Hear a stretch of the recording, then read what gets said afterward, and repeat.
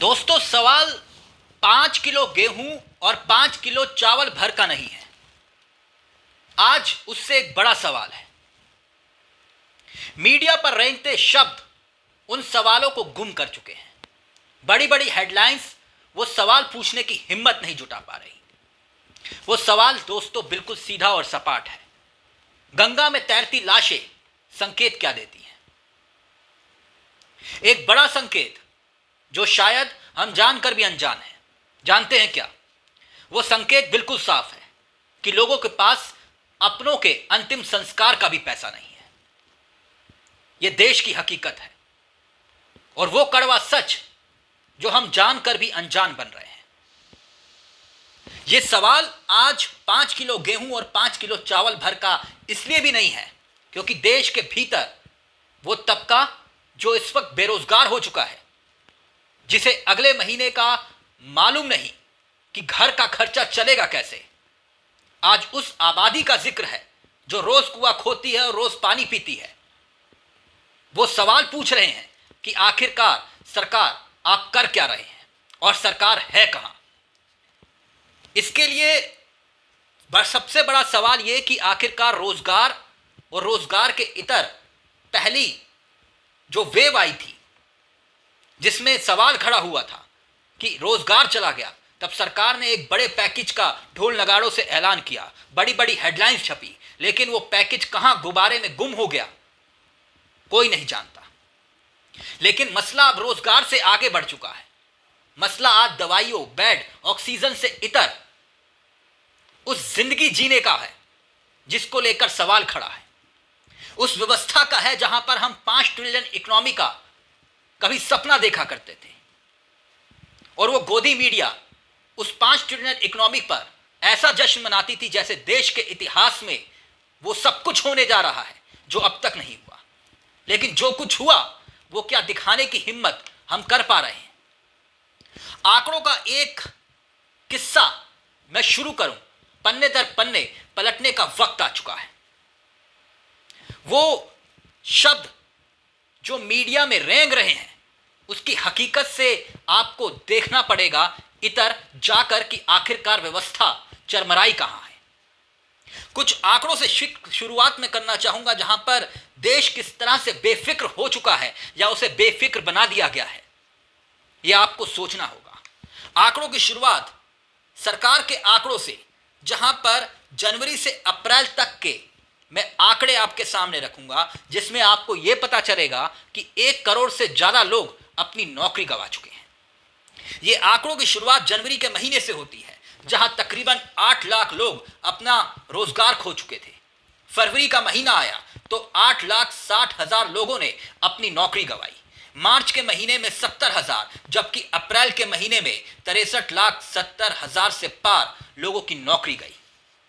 अब सवाल यह कि आखिरकार जब बेरोजगारी दर देश के भीतर 4 महीने से ज्यादा शीर्ष पर पहुंच जाए और आंकड़ा बताए 8.67% और देश के 10 ऐसे राज्य जहां पर बेरोजगारी दर इससे भी ज्यादा है, तो फिर क्या गोदी मीडिया को सवाल नहीं पूछना चाहिए? ऐसे हालात में जब पैसे नहीं तो फिर जिंदगी जिए तो जिए कैसे? और गंगा में तैरती लाशें क्या उसी का संकेत नहीं देती कि जब देश में पैसा ही नहीं, लोगों के पास अपनों का अंतिम संस्कार का पैसा नहीं, तो फिर गंगा में शव बहेंगे ही जनाब।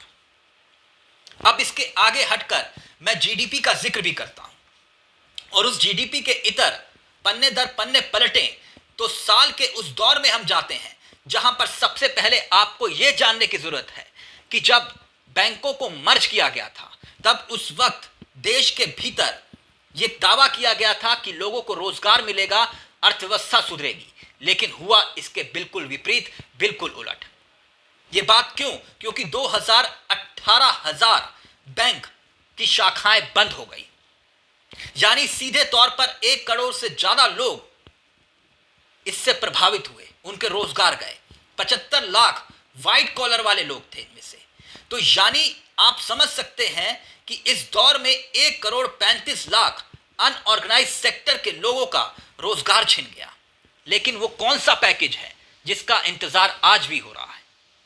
क्या यह अपने आप में एक अहम सवाल नहीं अब एक और आंकड़ा बताता हूं जिस पर गोदी मीडिया कोई चर्चा नहीं करता। जानते हैं क्या आंकड़ा? यह कि जीडीपी, जो जीडीपी जीडीपी जीडीपी हम लोग चिल्लाते हैं, उतनी ही जीडीपी जितना देश की है उतना हमारे ऊपर कर्ज हो चुका है। यानी कि 99% कर्ज हमारे ऊपर हो चुका है। इस महामारी के दौर से पहले का मैं जिक्र करूंगा। अब आप सोचेंगे कि महामारी आई तो इसलिए हमारे ऊपर कर्ज हो गया। नहीं, सबसे पहले 2019 का आंकड़ा, भारत की जीडीपी के मुकाबले 72 से 74% हमारे ऊपर कर्ज हुआ करता था, उस दौर का जिक्र। और इसके बाद महामारी की जब पहली लहर आई तो यह कर्ज बढ़कर हुआ 90% के आसपास, और अब यह कर्ज पहुंच गया 99% के आसपास। यानी जितनी जीडीपी उतना कर्ज। ये मैं नहीं बता रहा, दरअसल आईएमएफ के डिप्टी डायरेक्टर पोलो मोरिया बता रहे हैं कि 2021 के अंत तक 99% ये कर्ज चला जाएगा। यानी कि जितनी जीडीपी उतना कर्ज। इसका आकलन सीधे तौर पर आप यूं समझिए कि मनरेगा के काम में जो हम रोजगार दिया करते थे, किसानों को मजदूर बना दिया करते थे, उनके लिए भी गांव में इस वक्त रोजगार नहीं है। जो रोज कुआं खोदते थे, रोज पानी पीते थे, उनके लिए भी आज की तारीख में रोजगार नहीं है। गांव गांव कोरोना पहुंच चुका है। लेकिन फिर भी देश में मन की बात होती है, लोगों की मन की नहीं सुनी जाती। अब एक और आंकड़ा, 41 करोड़ लोगों के रोजगार पर जो सीधे तौर पर असर पड़ा, जो पिछले साल से अब तक का मैं जिक्र कर रहा हूं, उसमें से 10 से 12 करोड़ जब प्रवासी घर पहुंचे थे, आज उनके पास रोजगार नहीं है। क्योंकि मैंने जिक्र किया ना मनरेगा का, मनरेगा में भी हम लोगों को रोजगार नहीं दे पा रहे। ये अपने आप में सवाल इसलिए भी खड़ा करता है कि देश में 2014 से पहले, याद करिए दोस्तों, तब प्रधानमंत्री हर व्यवस्था के लिए जिम्मेदार हुआ करते थे। लेकिन आज इस व्यवस्था के लिए कौन जिम्मेदार है, कौन फेलियर है, यह आप जानते हैं? ये कोई नहीं जानता। क्योंकि NITI Aayog, RBI, finance minister, commerce ministry, कोई तो जिम्मेदार होगा। तो आज तक कभी किसी का इस्तीफा हुआ जो 2014 से पहले मांग की जाती थी? और यह सवाल इसलिए भी कि हर विभाग को अब जिम्मा देने का वक्त है। लेकिन हम लोग कर क्या रहे हैं? एम्बुलेंस दौड़ रही हैं और सिर्फ दौड़ रही हैं। मसला बेड, ऑक्सीजन तक सीमित नहीं है, मसला घर चलाने का है। नोटबंदी, जीएसटी और अब उसके बाद कोरोना काल। नोटबंदी ने देश को रोक दिया, जीएसटी ने व्यापारियों को थाम दिया, कोरोना काल ने पूरी अर्थव्यवस्था को चौपट कर दिया।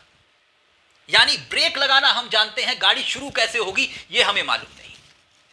5वीं गियर में तो हम बाद में पहुंचेंगे, जो 5 ट्रिलियन इकोनॉमी का सपना ढोल नगाड़ों के साथ चमचमाती हेडलाइंस में दिखाया गया था, वो अपने आप में आज एक सवाल बन जाता है जब अर्जेंटीना और ब्राजील की स्थिति की श्रेणी में आकर हमारी अर्थव्यवस्था भारत खड़ा हो जाता है। जरा सोचना पड़ेगा कि आखिरकार 10 करोड़ से ज्यादा लोग कर्जदार क्यों हो गए। यह मैं यूं ही नहीं बता रहा, इसका आंकड़ा बैंक के भीतर डिफॉल्टर जो ग्राहक हैं वो बताते हैं। जो बैंक के जो डिफॉल्टर हैं, मैं उनके आंकड़ों का जिक्र करूं तो उनकी संख्या हो जाती है 12,917। सिर्फ 2020 के आंकड़ों का मैं दौर का जिक्र कर रहा हूं। इसके बाद इनकी रकम जो है वो 2,44,609 करोड़ की पहुंच जाती है। भविष्य निधि का पैसा लोग इसलिए निकाल रहे हैं क्योंकि घर चलाना है, और पीएफ का पैसा निकालने वालों की तादाद 1,40,00,000 के पास पहुंच जाती है। यानी कि इसकी जो रकम का मैं जिक्र करूं 55 से 60,000 करोड़ आती है। तो जरा सोच कर देखिए दोस्तों,